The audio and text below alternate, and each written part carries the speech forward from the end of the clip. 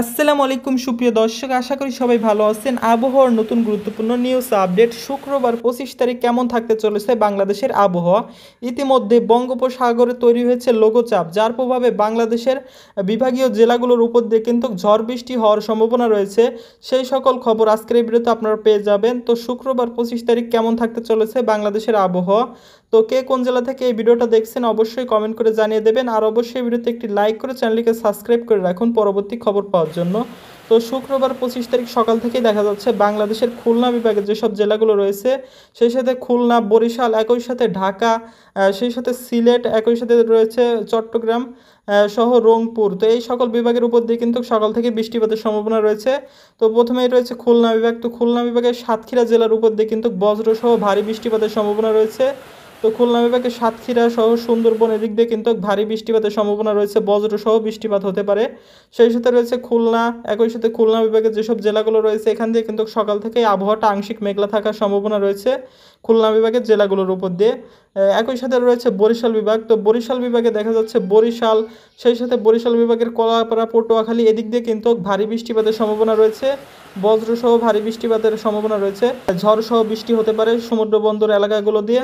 সেই সাথে দেখা যাচ্ছে বাংলাদেশের চট্টগ্রাম বিভাগের যেসব জেলাগুলো রয়েছে, তো চট্টগ্রাম বিভাগে দেখা যাচ্ছে এদিক দিয়ে রয়েছে টেকনাফ, সেই সাথে এদিক দিয়ে মহেশখালী, একই সাথে কক্সবাজার এদিক দিয়ে কিন্তু হালকা থেকে মাঝারি ধরনের বৃষ্টি হওয়ার সম্ভাবনা রয়েছে। তো একই সাথে দেখা যাচ্ছে চট্টগ্রাম বিভাগের আবহাওয়াটা সকালের দিকে আংশিক মেঘলা থাকার সম্ভাবনা রয়েছে জেলাগুলোতে। তো ঢাকা বিভাগে যেসব জেলাগুলো রয়েছে এখান থেকেও কিন্তু সকাল থেকে আবহাওয়াটা আংশিক মেঘলা থাকবে। সেই সাথে কিন্তু ঢাকা বিভাগের জেলাগুলোতে কিন্তু কিছু কিছু জায়গায় হালকা থেকে মাঝারি ধরনের বৃষ্টিপাতের সম্ভাবনা রয়েছে। তো ঢাকা বিভাগের যেসব জেলাগুলো রয়েছে এদিক দিয়ে ফরিদপুর, রাজবাড়ী এদিক দিয়ে কিন্তু হালকা ধরনের বৃষ্টিপাতের সম্ভাবনা রয়েছে কিছু কিছু জায়গায়। সেই সাথে এদিকে দেখা যাচ্ছে ঢাকা বিভাগের জেলাগুলোর আবহাওয়াটা কিন্তু বেশ মেঘলা থাকতে পারে, কিছু কিছু জায়গায় কিন্তু বৃষ্টিপাতেরও সম্ভাবনা রয়েছে। তো কিশোরগঞ্জের এদিক দিয়ে কিন্তু হালকা থেকে মাঝারি ধরনের বৃষ্টিপাত হওয়ার সম্ভাবনা রয়েছে সকালের দিকে, তবে আবহাওয়াটা বেশ মেঘলা থাকবে। একই সাথে ময়মনসিংহ বিভাগে যেসব জেলাগুলো রয়েছে সকালের দিক থেকে কিন্তু ময়মনসিংহ জেলাগুলোতে কিন্তু ভারী বৃষ্টিপাতের সম্ভাবনা রয়েছে ময়মনসিংহ বিভাগের জেলাগুলোর উপর দিয়ে। সেই সাথে এখান দিয়ে কিন্তু আবহাওয়াটা বেশ মেঘলা আবহাওয়া বিরাজ করতে পারে। একই সাথে বৃষ্টিপাত না হলেও কিন্তু বেশ মেঘলা আবহাওয়া থাকবে সকালের দিক থেকে ময়মনসিংহ বিভাগের যেসব জেলাগুলো রয়েছে এখান দিয়ে। সেই সাথে দেখা যাচ্ছে সিলেট বিভাগের আবহাওয়াটাও কিন্তু সকালের দিকে বেশ মেঘলা থাকতে পারে, কিছু কিছু জায়গায় হালকা পরিমাণ বৃষ্টিপাতের সম্ভাবনা রয়েছে সিলেট বিভাগের। তবে সকালের দিকে আবহাওয়াটা মেঘলা থাকার সম্ভাবনা রয়েছে সিলেট, সেই সাথে এদিক দিয়ে রয়েছে রংপুর এইসব জায়গা দিয়ে। তো রংপুর বিভাগে দেখা যাচ্ছে পঞ্চগড়ের এই সাইডে হালকা পরিমাণ বৃষ্টি হতে পারে।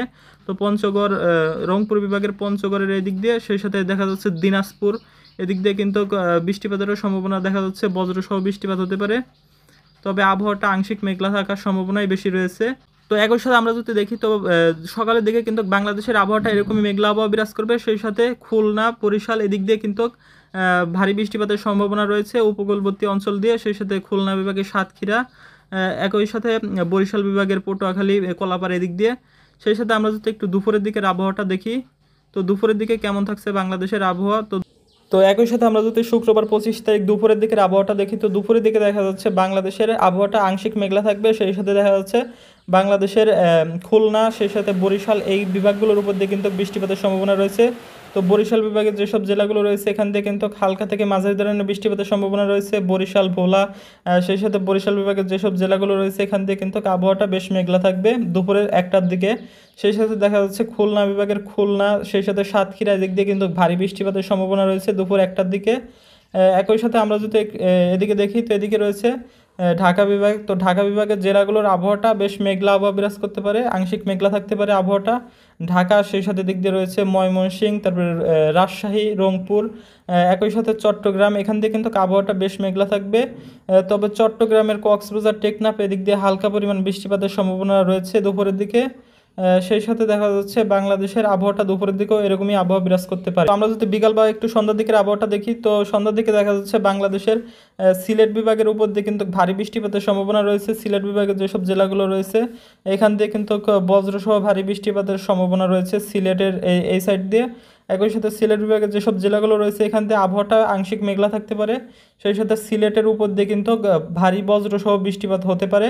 রয়েছে রংপুর বিভাগ। তো রংপুর বিভাগের পঞ্চগড়ের এদিক দিয়ে বজ্রসহ হালকা থেকে মাঝারি ধরনের বৃষ্টিপাতের সম্ভাবনা রয়েছে সন্ধ্যার দিকে। সেই সাথে দেখা যাচ্ছে বাংলাদেশের আবহাওয়াটা আংশিক মেঘলা থাকছে।